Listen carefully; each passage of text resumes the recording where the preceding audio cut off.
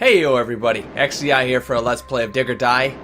Yes, the casual edition, many months overdue, but I did want to play other things in the meanwhile. I also stopped playing this game because I wanted to just focus on the Minimalist Challenge Edition, and because I figured I was going to put a lot of things into practice on that Minimalist run, I felt like I would have lost a little bit of that exploratory experience that I was getting off of the casual run, and I wanted to make this Let's Play about something entirely different than clearing the game. Now the problem is, with this being one of the earliest series on the channel, is that it wasn't really indicative of people wanting to see a casual run in a game like this. The game was still fairly unknown. I mean, it's known out there, but it's definitely not. It's not huge. It's getting good reviews. It's got people who follow it and people who really love it, but it's not really being Let's Played a lot, and that's a shame. I mean, I'm starting to see more of it, but I did want to be the channel that gave this game a lot more dedicated respect. I feel like this game has a lot of potential just from the fact that it is, I can't see the version here, but it's not a done game, you know, and it's already pretty significant in my opinion. So without further ado, I think what I'm going to do this episode, just to kind of return back to the old world, and I need to get my bearings back. It's been months at this point, and I know that there's a few of you guys who have just caught up to the end of the series, and thank you so much for sticking around for the 34 episodes. It's been, my screen's a little blurry, so I can't actually see it if that says 52 days, 62 days, or 82 days. I'm using a really crappy TV as a monitor right now because my other one got compromised. Anyways, I mean, I've cleared the game by this point in the Minimalist run, and I'm probably, based on what I've seen so far, I'm probably a fourth of the way through the game in this run. I noticed that I've done a pretty significant ocean world here. Ah, yes, this was one of the last projects I was working on. I wanted to see if I could flood the left side of the world, the Redlands, and hell, it looks like it's working. My theory right now, after the Minimalist, I discovered a couple things during the Minimalist run. I have a feeling this also takes pressure, and that eventually enough water over this bridge will actually shatter this bridge. That's a theory of mine. We'll see if it plays out, but it does look like things are filling up quite nicely on this side of the world. Oh yes, I was doing this too to keep all the water above the red soil. I was building a foundation underneath the soil, a rock foundation. See, I love this part of the game. Just exploring some of the physics and the dynamics and how the algorithm works to create these kinds of scenarios. Because I believe that this game, part of the experience of playing this game is knowing how to take advantage of the environment. So that said, it's knowing when to use water to your advantage, knowing when to stop certain things like this. I think it really does come into play, especially later on, where you have to escape. And I don't want to give anything away for those of you who haven't watched all the way to the end. So with this series, if you watch the Minimalist run, obviously you're gonna have things spoiled for you because I do clear the game. I believe it was in 49th, on the 49th day going on to the 50th day was when I took off. So I'm going to avoid giving away things in this Let's Play for what's in the future. I'm just gonna play it and experiment with some things that I'm still curious to try. So, oops, I'm still doing dangerous flies into the endless skies here to meet my doom. Ah, yes, the fight with the Queen. I've perfected this fight, in my opinion. Wait, oh my god, yeah, so I was giving an intro to this and pretty much setting it up for what I want this episode to be, because as you can see, I'm kind of meandering. I was flooding the volcano as well, I think, was one of the goals on this Let's Play. I sort of played that through in the Minimalist run. Probably not in the same way, but I already know the end result of it.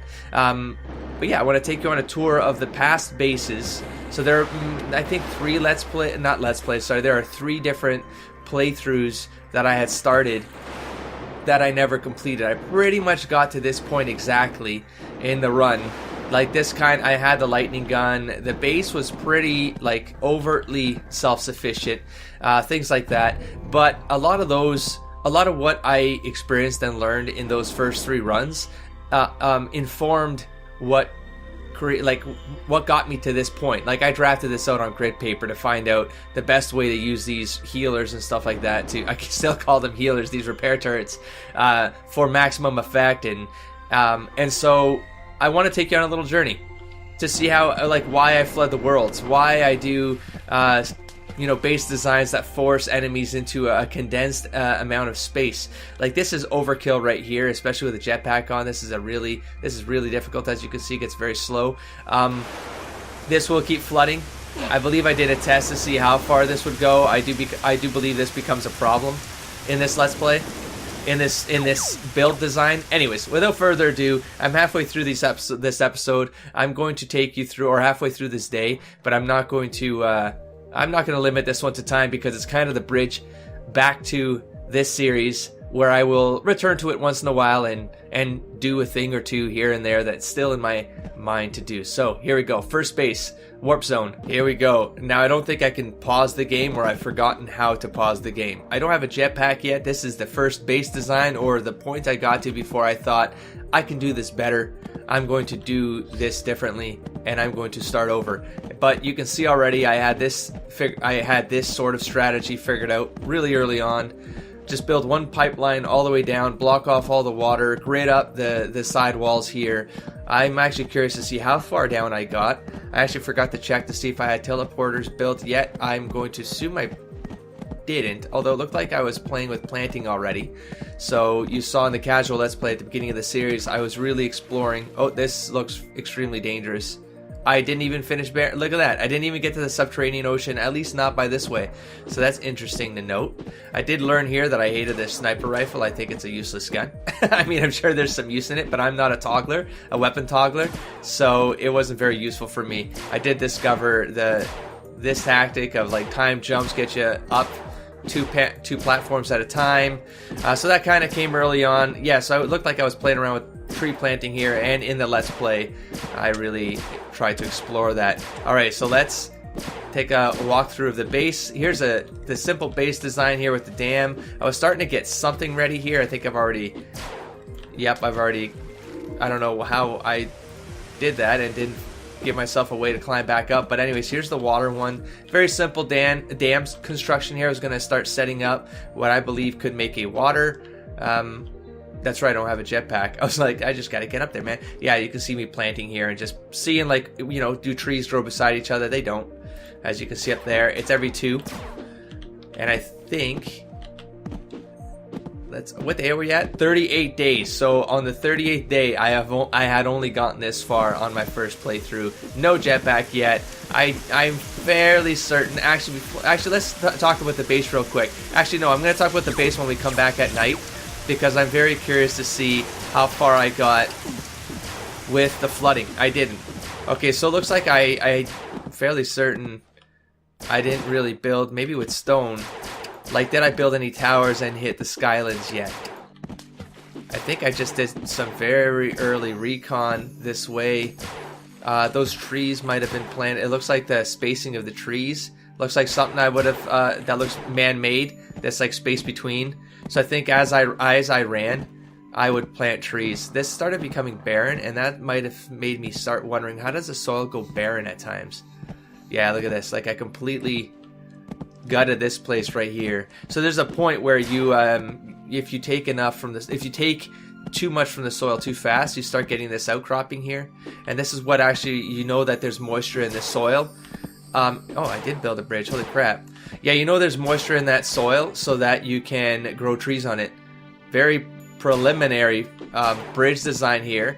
I have seen, and me included, I've seen playthroughs where this gap feels way further apart. This is one of the best random ways to start a chasm here, because this is higher, this is lower. So you can kind of cheese your way with a shotgun jump. You just build a little bit and then double, triple shotgun blast and just hope to God that there's like an edge here, and then carve your way up. And you can get what you need. You can get the ferns really fast that way and move your way along. Okay, so I'm fairly certain I've seen what I have to see here. Let's get our butts back to the base for night. We're only at halfway, but I'd like to show you the other 2 bases. It might be 3. I was looking at the save files that I've got, and it looks like I might have had another playthrough that was very quick after this one, but let's see how far the base got on that one. And then that's when I start the quote-unquote water world builds. And really the whole idea of the water world build, obviously it's not necessary, and there's tons of Let's Players who don't play by that method. I live by it because of when you start doing Skyland stuff, it's just an easy way, 2 reasons. It's an easy way for you to save yourself on falls, and then it's an easy way for you to traverse the landscape by going in water and then shotgunning out of the water, etc. Way easier than dodging holes and stuff like that.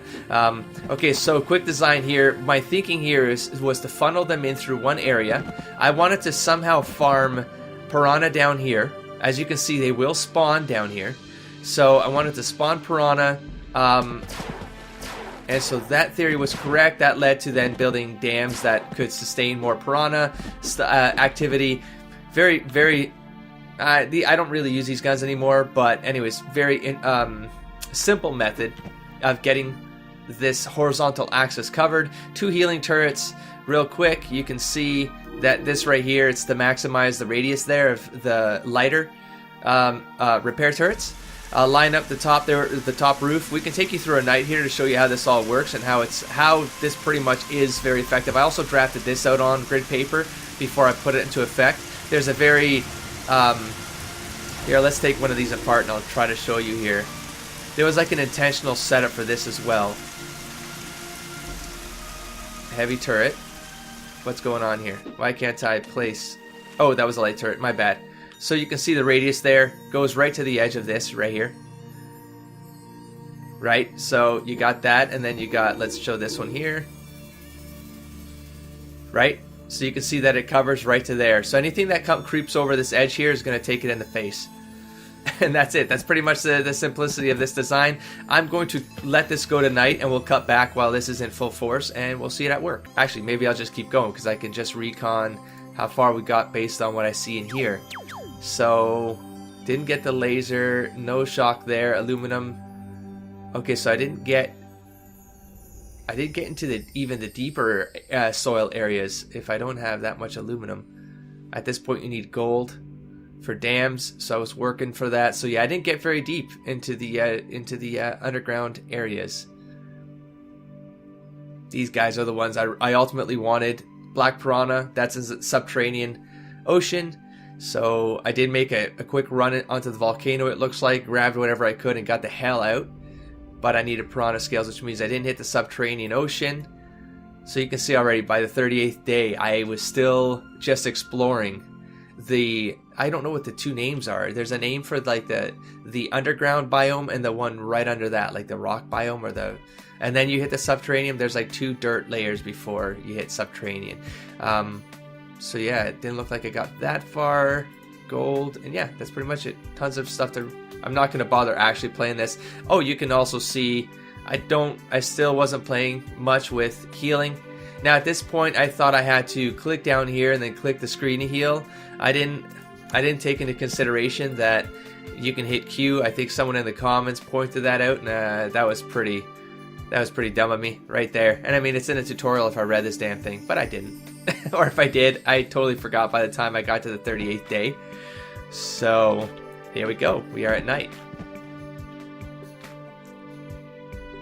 Maybe this will be a part 2 series actually, because I don't think I'm going to get to the other playthroughs if I have to walk through them like this. Not if I have to, I want to. I want to walk through them before I continue the series, so you guys have that history. Red fireflies. So I definitely attacked those at the edge of the volcano. Probably had to kill them on my way back from the volcano after picking up the white flowers.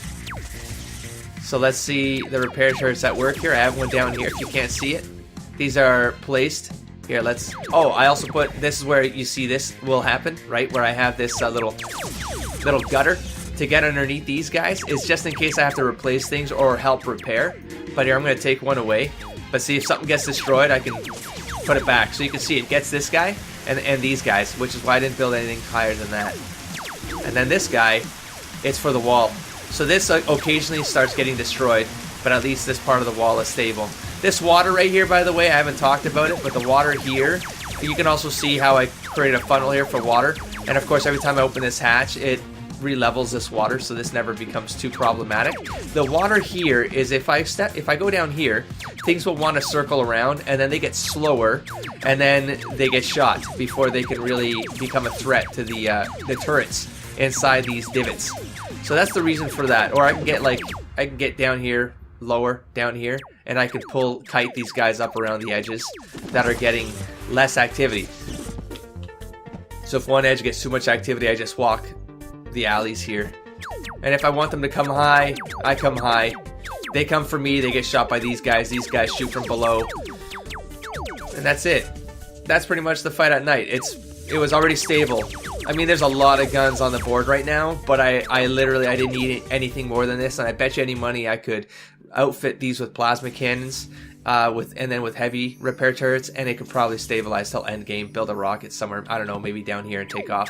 That's it, let's go to the second base design. Now, for some reason I called this base, or this save file, Amazing Play in all caps, and I don't know why I did that, but here's the evolution of what you just saw. So I got rid of the piranha stuff because I didn't need it, because of course I started really focusing on, looks like I got a laser weapon, so I got a little further in this. It's day 80, people. Day 80. We'll see how far I got, but let's, this is where I really started to mess around with building dams for power output. What the hell?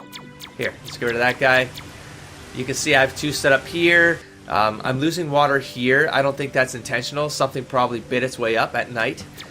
You can see the piranha fish tank theory fully works. And this is pretty much how I harvested piranha scales. Now you stop needing them really. Like this game really makes you just get what you need and then moves you on to new zones. And you never really need the stuff you needed before. But this is my second playthrough. I'm on day 80. And at this point I still believe that you very much still needed things from the old days. Like they would give you more things that you would need. Wow. So I built this tower very early on and very close to base. I'm not entirely sure why I did this, but I'm very curious to know why. I don't know if I was just trying to avoid everything underneath me because I figured, what's the point? But I don't, well, at this point, the mini-map wasn't part of the game yet, so I think I was trying to see if I could, I had to have been. So I was trying to see if I could do everything, or as long as possible, do everything on the surface here. I guess I stopped there because I didn't grab anything past that. Let's see if there's a water world beneath us. Hopefully I don't die. I don't have a mini-map. So I do have a little bit of a water world starting here. I still got some time in the day. Okay, no, that's just a lake. Nope, so it looks like I still wasn't playing the whole water world method to its full degree. We have a tower here. I'll talk about the base a little more and we'll research. No, I still tried to do stuff up there. Here, let's keep going all the way to the bridge. Let's see how far I got to the red fern area. Yeah, I'll talk about the base and how far we might have gotten based on what's left. Look at that. So I still use the same method. So let's just make our way back. It'll be easy enough. Sort of annoying, actually. Get out of here. I don't know why I still feel the need to also kill things. Looks like I don't have the BFG yet. The big plasma gun. I still only have this, so interesting. Now this is where I really was starting to learn how to just use shotguns to like soften landings. This is like getting out of water and doing 3 shots. Gets you much more horizontal distance in your movement. Like you get some there, but coming out of water and then shooting right after you leave the crest of that water, you will get much more distance. Here, let's go down below and see. I was using lights. I eventually got to a point where I realized that was completely pointless. Because if you move fast enough and you have a light around you like this, you don't really need it. But there, I mean, it's not completely pointless. I mean, it's a little bit. I mean, it lights the way, it lets you know where you've been, and I think that's how I was using them. I wanted to make sure I remembered where I was at, and actually that is something worth talking about, because I used it prolifically down this passageway. So if I wandered off, actually I want the laser. I started double walling because things were breaking through and constantly causing me trouble. But if I wandered off, I would put lights just to mark. What time of day is it? I'm halfway. Yeah, see that? Like, I would just mark laneways that I thoroughly investigated. Of course, we'd see that better if I had a mini-map here. You can see it there as well. And so then I'd reach areas where if I didn't have these light passages, then I would know I had to... Oh, look at that. That's where this started. So here's where the theory was, where if I could let enough water down through here, like not... actually, I don't know why water's not coming down right now, because our dam should be putting water down through here consistently. So I might have a blocker right now, but the idea is I would put water down here. I would teleport... Right? Yeah, I don't even have the teleporter yet. This was me, or maybe it got damaged. It must have, because I probably had it here or here. So, collects water, and then really the dam here is... the power of your hydroelectric generator is based on how much water, in height-wise, is putting pressure on this generator, not how wide it is. So, just something to keep in mind when you're building dams and you don't know why, like this isn't, like right now, there's no energy there. It's because there's not enough height of water for it to generate electricity. So there you go. Here, let's see if what else did I do down here? Nothing. So I think I had just started coming down here exploring. I most definitely killed a kraken. This seems like an annoying setup for me. I don't know why I didn't put another one up here just for the sake of doing it for the easy jumps. Yeah, okay, so let's get out of here. I'm so used to having like ways to check. Actually, isn't that? Yeah, okay, so we have the heavy defense already. I do have a teleporter. Yeah, so I probably, that's probably where I was in the game, where I was like, I could probably do this more efficiently, and then I stopped. So I doubt that I put it here, although there's no reason why I wouldn't. Yeah, that's almost definitely what I did.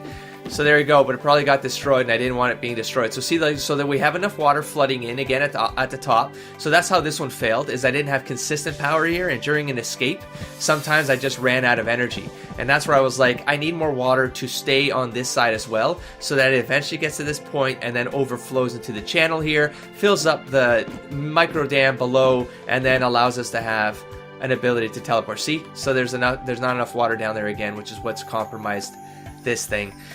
Okay, while we wait for night, oh, I like the little parapet design. No real function, but I just did it because I thought it'd be cool. Here, let's actually, while it's daytime and this isn't very dangerous, although no real point because I'm not going to save anyway. So you can see how I designed this on grid paper as well to maximize the radius of the heavy repair. It goes right up to the top of that top turret, and my idea was that I would eventually expand on this a little wider each time until it maximized the edge here. So that angle you see, I wanted to eventually build a structure that would allow for the guns to be right at those points, and then build up. And you'll see the progression of this in the next base design.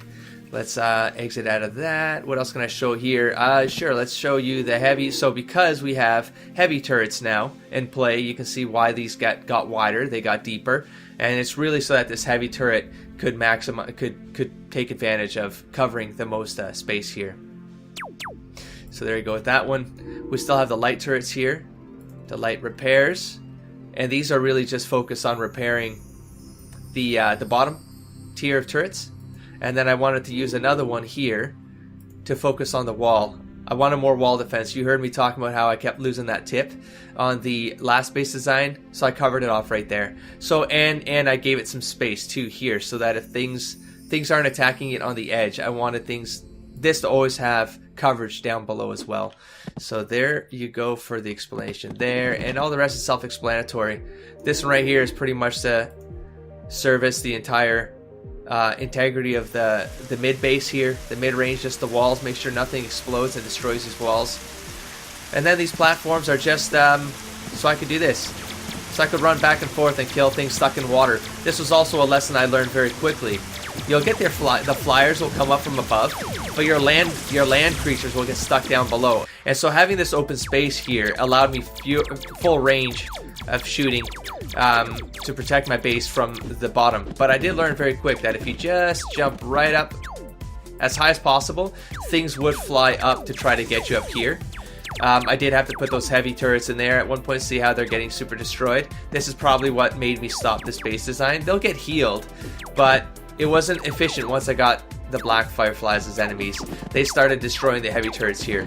and you'll see how that gets mitigated in future base designs. Oh, actually, another reason for having these gullies here that is worth talking about. It was for blood collect. See, gone. So the black fireflies were the threshold of well. Yeah, I needed to get a lot more guns up in this system once the black fireflies got here. Anyways, blood collection. It's just so if things died up in this area, the blood would be here, and I was more efficient for me to just do this like a swipe like this into the gully and then back out and then continue my pillage down below. Again, keep in mind this is day 80.